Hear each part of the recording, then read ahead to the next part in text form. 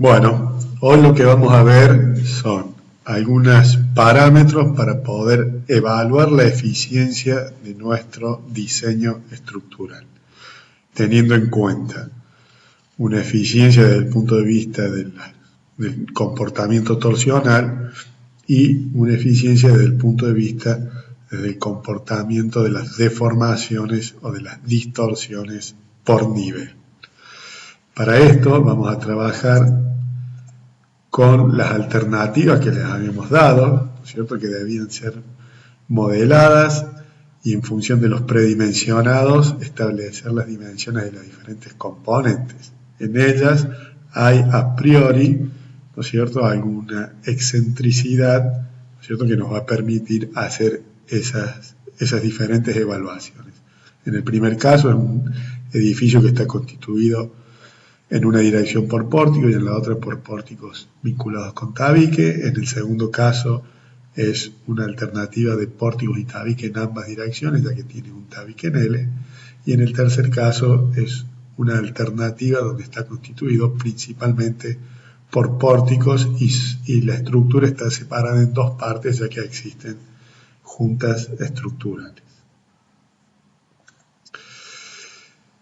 ¿Con qué es lo que vamos a trabajar? Con las hipótesis de cargas. Estas hipótesis de cargas están basadas en las cargas gravitatorias por un lado, donde tenemos en cuenta las cargas permanentes, las QD, donde vamos a tener en cuenta las losas, cielos rasos, contrapiso, piso, la correspondiente parte de las envolventes, de columnas, vigas y tabique de cada uno de los niveles donde consideramos concentradas las cargas.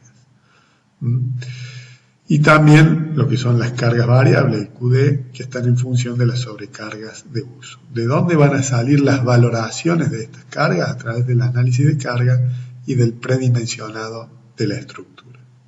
Por otro lado, también vamos a tener en cuenta el problema, ¿no es cierto?, generado por las cargas sísmicas, el cual lo vamos a evaluar a través, ¿no es cierto?, de la masa vibrante que tenemos en nuestras diferentes edificaciones, en nuestros diferentes modelos.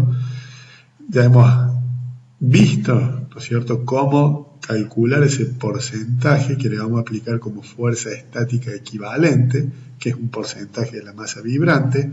Hemos visto las diferentes variables que intervienen en el cálculo de esa masa vibrante y en la determinación del esfuerzo de corte basado en el V sub 0.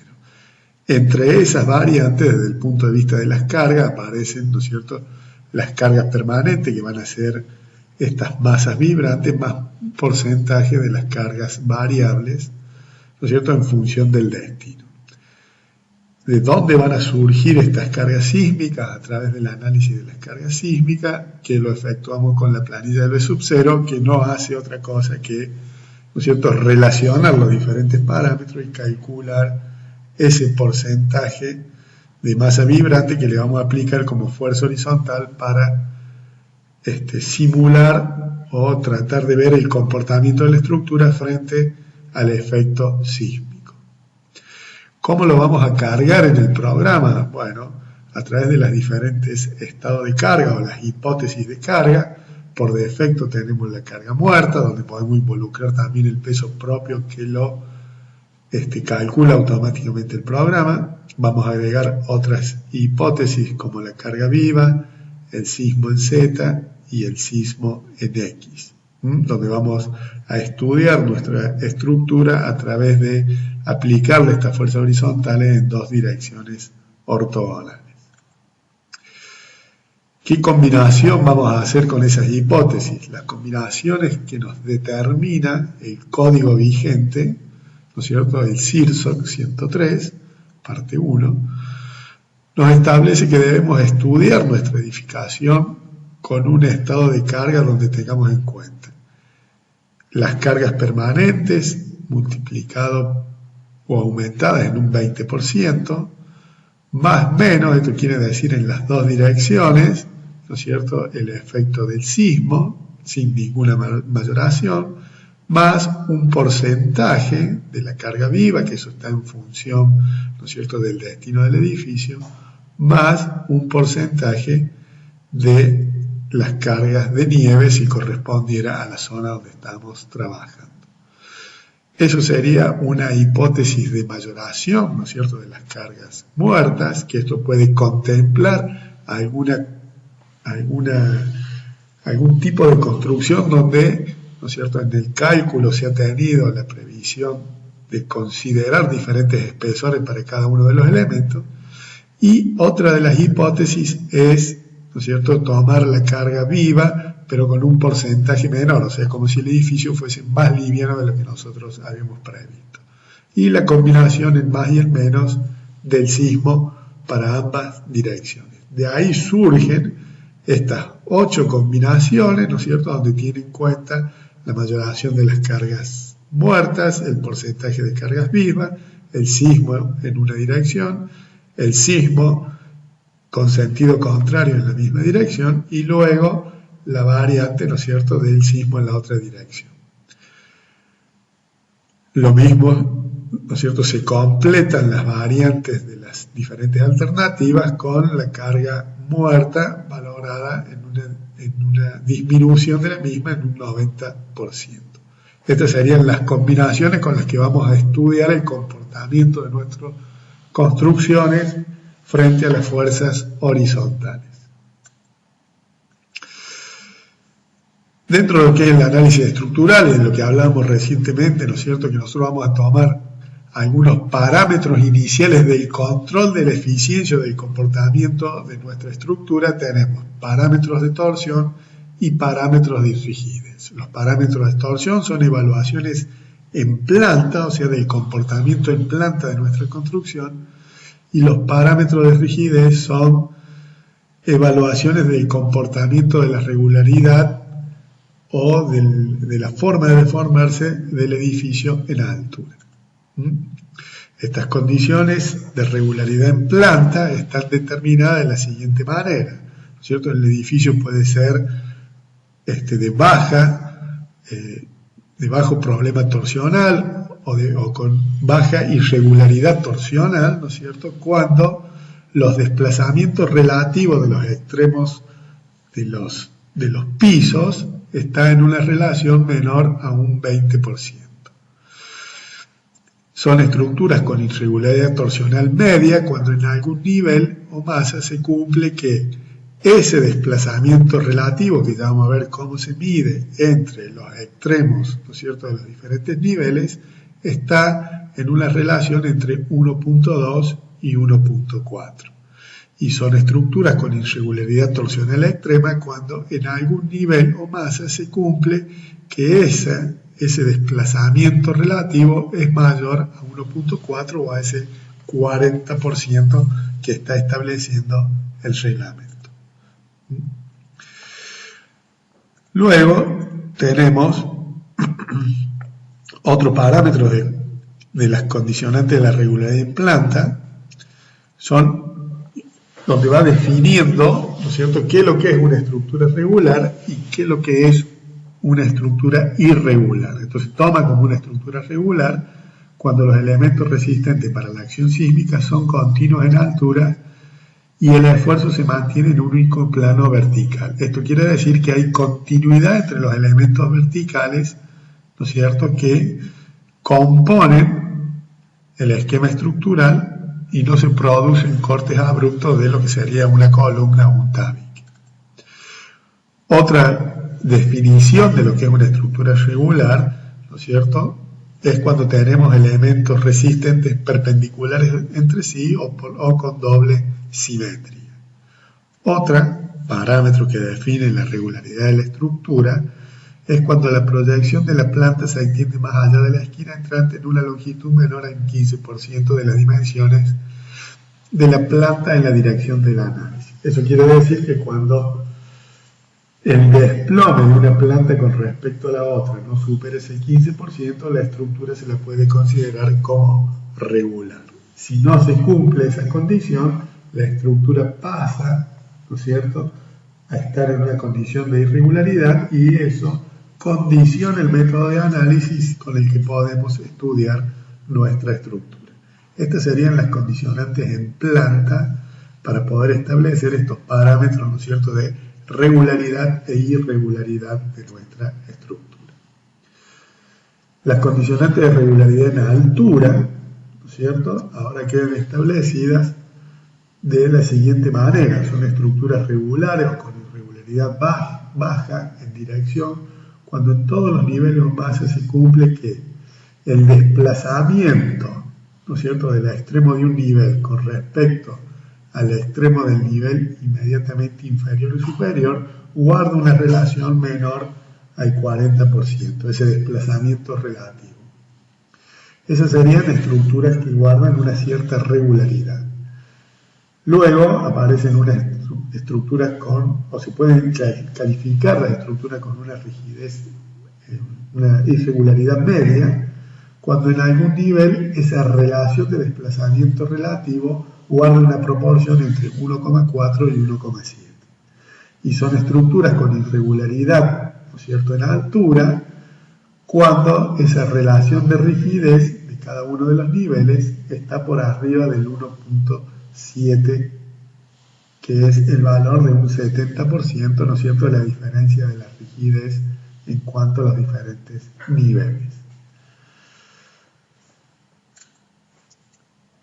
Otro parámetro que evalúa la regularidad de las masas en cada uno de los niveles es cuando éstas varían en más de un 30% respecto de los niveles adyacentes, ya sea inferior o superior. O sea, cuando hay una diferencia de masa muy importante entre un nivel y otro, porque ya sea que se agranda un piso o se achica un piso, en más de un 30% la estructura pierde esa condición de regularidad, y en esta condición de regularidad, ¿no es cierto?, está siempre envuelta en los métodos de análisis y la fiabilidad de los resultados, ¿no es cierto?, que estamos obteniendo del método aplicado.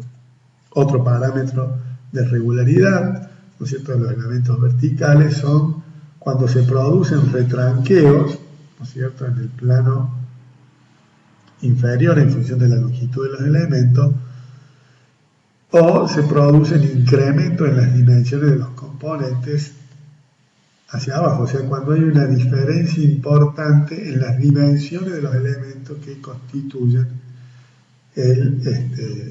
el mecanismo de los diferentes planos resistentes.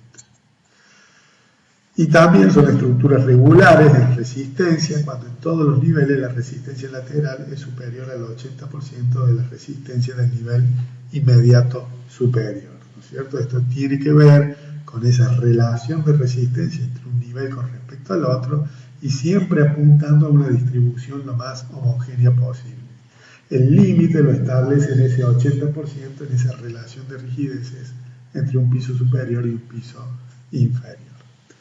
Todas las estructuras que no cumplen estas condiciones que venimos, ¿no es cierto?, leyendo de manera periódica, dejan, ¿no es cierto?, de estar en esta condición como para ser estudiada con este método estático equivalente. Lo que se busca con esta regularidad, ¿no es cierto?, en altura, es evitar la aparición de un piso débil o un piso flexible con este cambio abrupto de regularidad en altura. Lo que vamos a hacer ahora es, a través de un ejemplo, ¿no es cierto?, poder estudiar cómo se evalúan estos parámetros, ¿no es cierto?, de lo que es la rigidez torsional y lo que es el parámetro de rigidez traslacional a través de la medición en altura de los desplazamientos relativos de los diferentes niveles.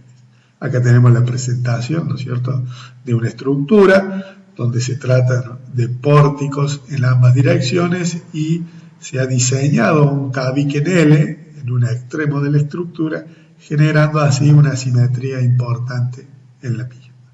Es una estructura de 6 niveles, ¿no es cierto?, donde hemos determinado los diferentes planos rígidos para garantizar una de las hipótesis que valida el método, que es que la distribución de los esfuerzos horizontales que le vamos a aplicar a nuestra edificación se va a generar o se va a producir a través de este diafragma rígido que tiene la capacidad, ¿no es cierto?, de vincular a todos los planos resistentes verticales y hacerlos trabajar en su conjunto frente a las acciones horizontales.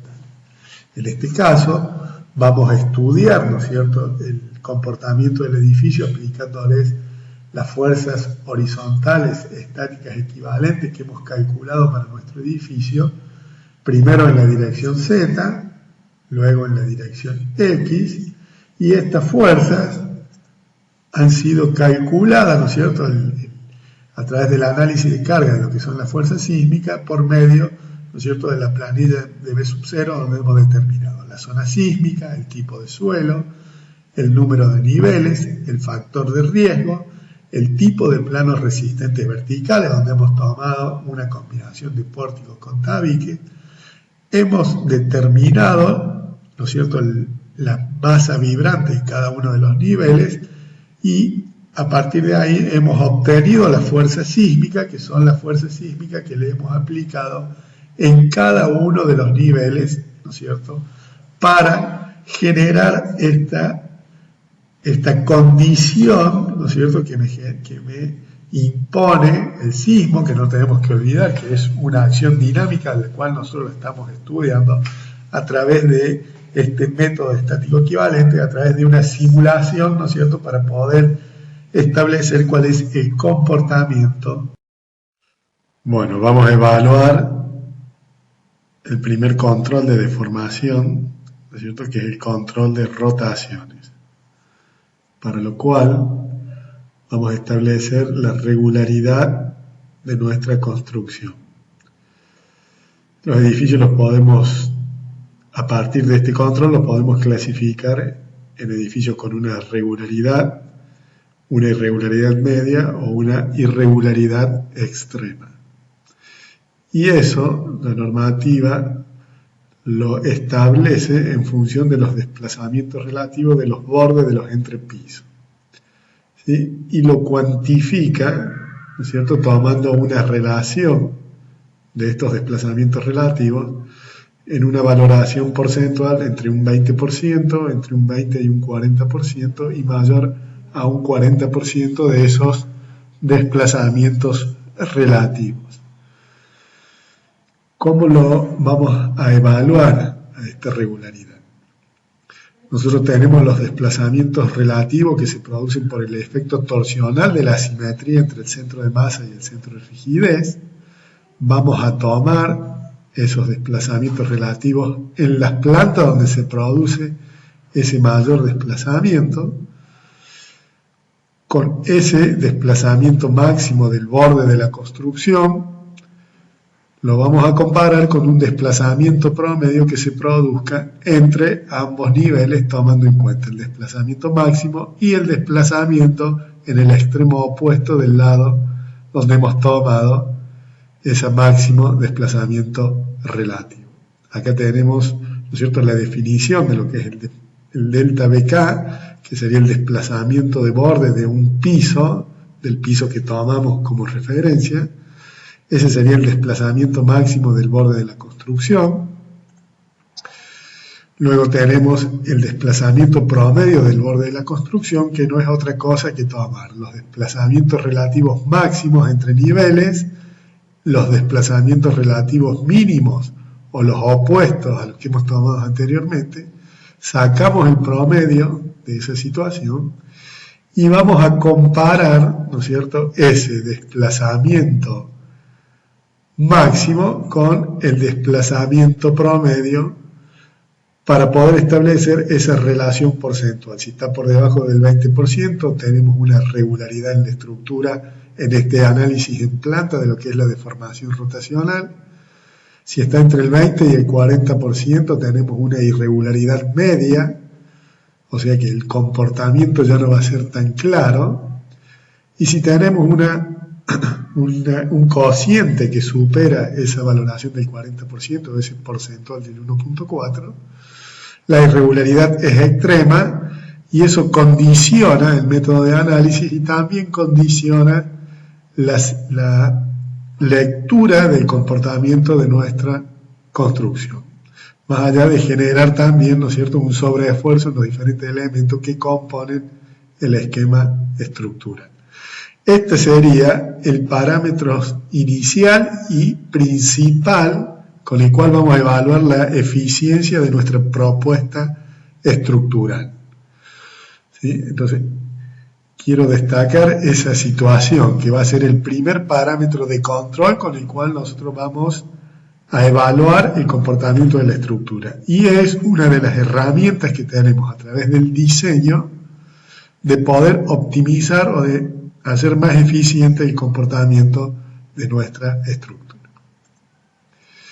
Vamos a tomar el caso que venimos analizando, el edificio este que ha sido propuesto, que es un edificio que en la distribución de los planos resistentes es bastante regular, pero no así en la distribución del tipo de plano resistente, donde tenemos una clara concentración, ¿no es cierto?, de la rigidez en este tabique en L que está dispuesto en el extremo inferior de la estructura o de la construcción. Acá se puede apreciar lo que es la estructura sin deformar y la estructura deformada, donde se ve claramente la rotación que se produce en los diferentes niveles con respecto al nivel anterior. Le hemos pedido acá, seleccionando una de las barras verticales. Esta barra vertical que hemos tomado es la que corresponde a los puntos donde se producen los mayores desplazamientos de cada uno de los niveles del entrepiso, que se pueden apreciar claramente en nuestra construcción. Le hemos pedido los desplazamientos en X y en Z para poder interpretar de que esto se trata de un problema rotacional donde se producen desplazamientos en el plano con el incremento, ¿no es cierto?, de las longitudes o del posicionamiento de los nodos en ambas direcciones, en X y en Z. Dentro de lo que es el control rotacional, acá se ve, ¿no es cierto?, de nuevo la perspectiva del edificio, donde se puede apreciar la estructura sin deformar y la estructura deformada en color amarillo. Ahí se ve claramente esos desplazamientos relativos rotacionales que se producen en cada uno de los niveles, donde tenemos el máximo desplazamiento absoluto en los pisos superiores, pero los desplazamientos relativos, como lo veíamos en la diapositiva anterior, si nosotros comparamos los desplazamientos relativos de las traslaciones en X, se puede ver cómo en los pisos inferiores tengo los máximos desplazamientos relativos entre los puntos. Si yo voy sacando la diferencia que hay en los desplazamientos traslacionales en X del último nivel, donde tengo 14,7 centímetros menos los 13,4, veo que estoy en 1,3 centímetros de desplazamiento relativo en el último nivel, comparado con el nivel de planta baja, donde tengo 3,34 centímetros con el punto de la base de la columna que no se ha movido, o sea que la coordenada sigue siendo 0, veo que el desplazamiento relativo rotacional, ¿no es cierto?, del nivel de planta baja es más importante que en el último nivel. Con esta condición, el desplazamiento relativo que vamos a estudiar para evaluar el comportamiento rotacional de la estructura es el primer nivel o el nivel de planta baja.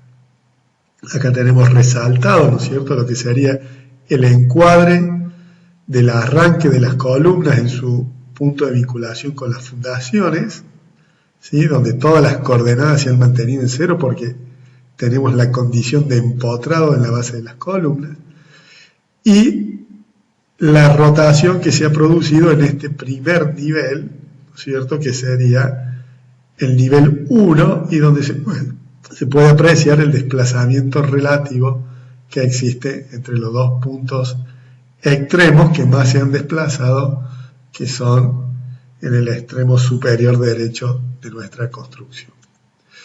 Les pedimos los desplazamientos en X, que es con los que vamos a hacer el control rotacional, sabiendo que los desplazamientos o la coordenada inicial en la base de las columnas es 0 por el empotramiento que tienen las mismas.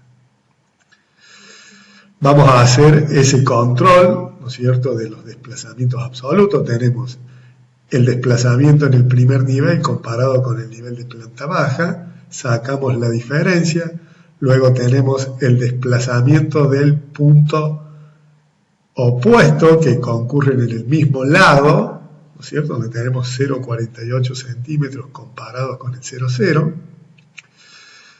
De estas dos mediciones superiores, o sea, de lo que sería el lado superior del primer nivel, sacamos el desplazamiento promedio, o sea, la sumatoria de los dos desplazamientos dividido 2, me da ese desplazamiento promedio y ahora vamos a comparar el desplazamiento del borde de máximo desplazamiento con ese desplazamiento promedio, donde de esa relación vamos a poder evaluar, ¿no es cierto?, cuál es la característica con la que la vamos a emparentar a la reglamentación que me define la regularidad o irregularidad de la estructura. En este caso, con este valor de 1,71, que es un valor adimensional, estoy en condiciones de establecer de que se trata de una estructura con irregularidad extrema.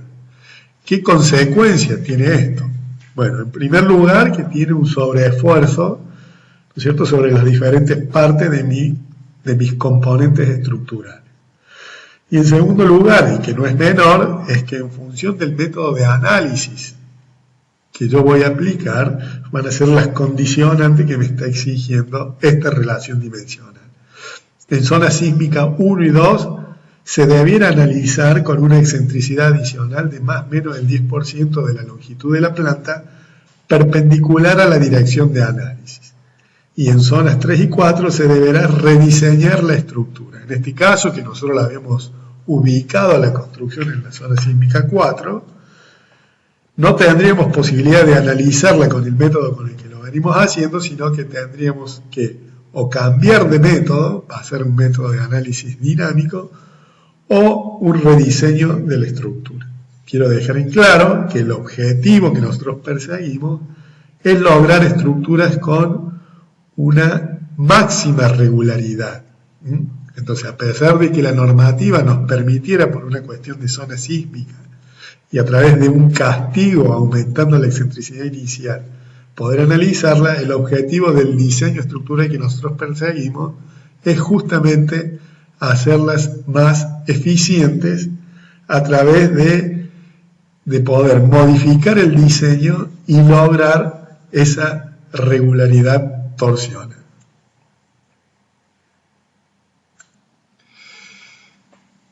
Otro control de deformación es el control de la distorsión, ¿no es cierto?, que serían los desplazamientos relativos, ya no en planta, sino en altura, que es lo que estamos viendo en estas dos imágenes. Ese control de la distorsión, que es un parámetro de valoración de la deformación de nuestro edificio, ¿cierto?, tiene en cuenta los desplazamientos relativos que existen entre los diferentes niveles y cómo se da ese desplazamiento relativo, ¿no es cierto?, con una limitación de ese desplazamiento relativo en función, ¿no es cierto?, de la altura y del tipo de estructura que estamos analizando.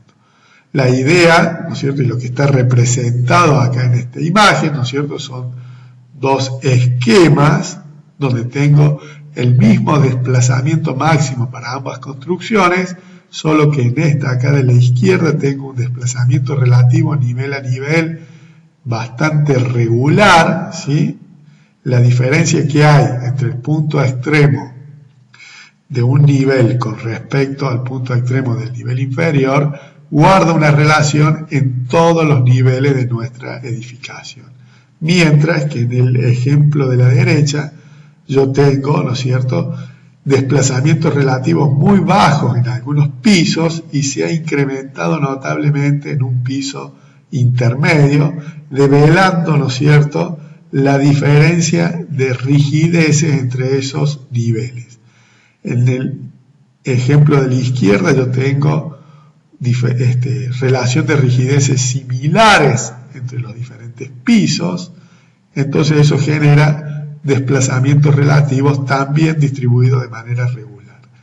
En cambio, acá en el edificio de la derecha yo tengo un cambio abrupto en la rigidez o la resistencia, ¿cierto? Si bien no es lo mismo, pero podemos hacerlo en función de si es un estudio elástico o un estudio plástico o un estudio, ¿no es cierto?, con las condicionantes últimas de la edificación, y entonces acá se ha producido, ¿no es cierto?, una concentración de los esfuerzos en función de esa diferencia de rigidez en ese nivel que me ha producido un efecto de piso blando.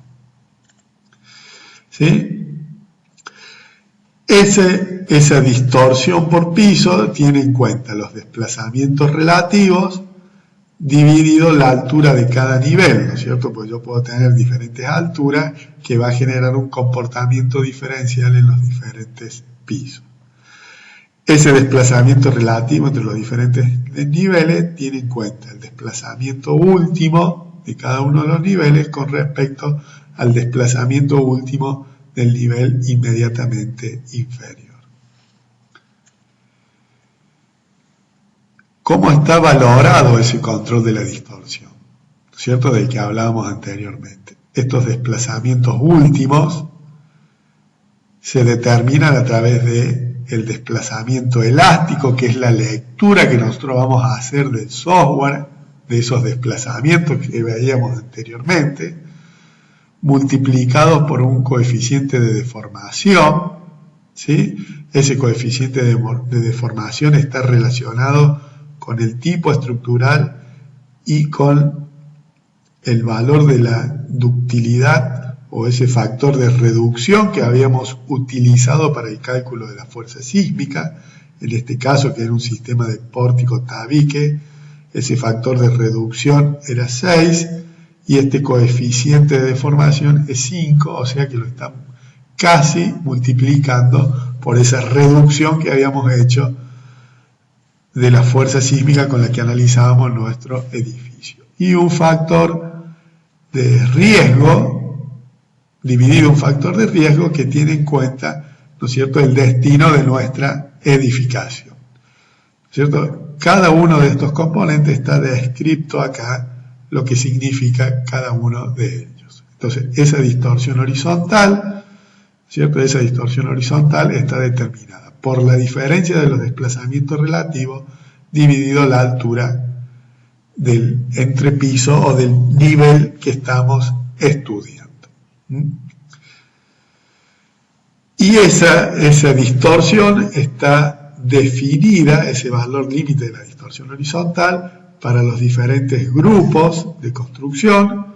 Los grupos A0 y A tienen una limitación más estricta que los grupos que pertenecen a la condición de B, que serían los edificios más comunes o más ordinarios. Y también aparece una condición, ¿no es cierto?, de D y ND, que tiene que ver con si las envolventes están vinculadas a las estructuras o no están vinculadas o tienen algún sistema, ¿no es cierto?, que permite absorber esos desplazamientos relativos. Si no existe la posibilidad o no tiene la posibilidad de absorber esos desplazamientos relativos, la estructura se encuadra dentro del grupo D, y si existe esa posibilidad, la estructura se encuadra en el grupo ND. Reflejándose eso en la valoración, en la condicionante, ¿no es cierto?, en el límite que impone el reglamento, que es más permisivo para las estructuras que contemplan esa deformación, en esta diferenciación que hace entre el comportamiento de la estructura principal y lo que es la envolvente o la estructura secundaria. Volviendo al ejemplo que estábamos analizando, vamos a ver ahora cómo es el control de la distorsión sobre nuestra edificación. Repetimos, ¿no es cierto?, acá la lectura que habíamos hecho de los desplazamientos en X, que es la dirección que estamos analizando. Esos desplazamientos últimos que dijimos que estaban en función del desplazamiento elástico, que es lo que habíamos leído, ¿no es cierto?, o lo que habíamos extraído de nuestro análisis matricial. multiplicados por ese coeficiente de deformación dividido por ese factor de riesgo. En nuestra edificación, ¿no es cierto?, tenemos ese coeficiente de deformación, un valor de 5, las deformaciones, los desplazamientos en cada uno de los niveles, dividido ese factor de riesgo que es 1. De ahí sacamos los desplazamientos últimos de nuestra edificación, que sería esa condición que le va a imponer ese sismo severo en esa condición última de nuestro edificio. Con esos valores de desplazamiento último, ¿no es cierto?, acá tenemos reflejado una deformada del edificio en su conjunto orientada en la dirección X, donde tenemos la altura de los diferentes niveles, los desplazamientos relativos que existen entre cada uno de los niveles, o sea, los desplazamientos relativos tienen en cuenta para cada uno de los elementos verticales el desplazamiento superior que ha sufrido el mismo y su relación con el desplazamiento inferior en cada uno de los niveles que estamos analizando. Los desplazamientos últimos de cada uno de esos niveles y la evaluación de la distorsión horizontal que contemplaba esa diferencia de desplazamiento dividido la altura que me va a dar esa relación, la distorsión por nivel. Esta distorsión por nivel es la que voy a comparar con el límite reglamentario que establece la normativa y a partir de ahí haré una segunda evaluación. La primera la habíamos hecho desde el punto de vista torsional y esta segunda que será desde el punto de vista de los desplazamientos en altura. La idea es poder hacer un abordaje desde el punto de vista del diseño, tomando en cuenta primero la resolución del comportamiento torsional a partir de una mejora, una resolución de esa condicionante, recién ahí pasar a hacer una evaluación del control de las distorsiones o de la deformación en altura. Otro control de deformación que vamos a hacer es la distribución, ¿no es cierto?, de esa regularidad que tiene en cuenta esa condición del piso flexible, haciendo una relación, ¿no es cierto?, que es lo que veíamos dentro de las condicionantes de las deformaciones, una relación de los desplazamientos relativos de los diferentes niveles, ¿sí? Se puede dar la condición de que todos cumplan la condición de distorsión, pero que la relación de esos desplazamientos relativos no sea la adecuada, y eso está controlado a través, ¿no es cierto?, de esta relación de desplazamiento de los diferentes niveles. Bueno, esto es todo por esta clase. Seguiremos la próxima clase con la interpretación de los mecanismos de equilibrio y su comportamiento relativo.